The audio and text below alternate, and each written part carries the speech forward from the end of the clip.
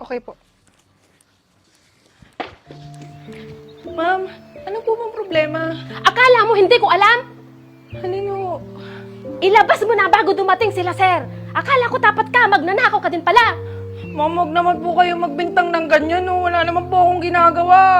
Hoy, nakita kita na binulsa mo ang alahas ni sir. Ang kapal ng mukha mo. Ma'am, Ang kapal naman yata ng pagmumukha mo. Alam mo, pinasok kita dito para matulungan mo ang pamilya mo. Pero ito ay gaganti mo sa akin? Oo nga, nakakahiya ka. ma'am, wala kayong ebidensya. Tumigil ka na! Ito na ebidensya ko! Oo nga, madam, palayasin mo na yan. Nakakahiya. Mamaya isipin ni sir, pare-pareho tayo magnanakaw dito. Ma'am, hindi po to... Hay nako, Maria! Tumigil ka na! Hindi po. Teka, anong nangyayari dito? Sir, itong si Maria, nagnakaw ng alahas. Ha? Kailan? Naku, sir, kanina, nakita ko yan. May binulsang alahas. Eto ba? Oo, sir, yan nga.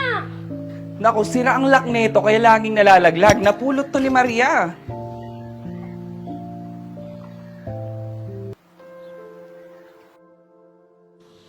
Ang bait-bait mo pag nakaharap ako. Pero pag nakatalikod ako kung ano na sinasabi mo, Akala ko... hindi mo ba alam na maaaring masira ang buhay ko dahil sa chismis mo?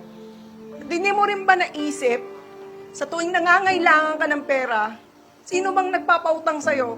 Diba ako? Hindi na nga kita sinisingil eh. Tapos sisiraan mo pa ako kay madam tsaka kay sir. Maria, pasensya ka na ha. Nagpadala ako sa mga naririnig ko.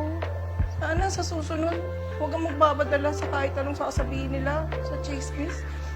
Kasi maaring masira ang buhay ko. Ang buhay ng ibang tao. Sana maisip mo yun, madam. Lagot ka sa akin.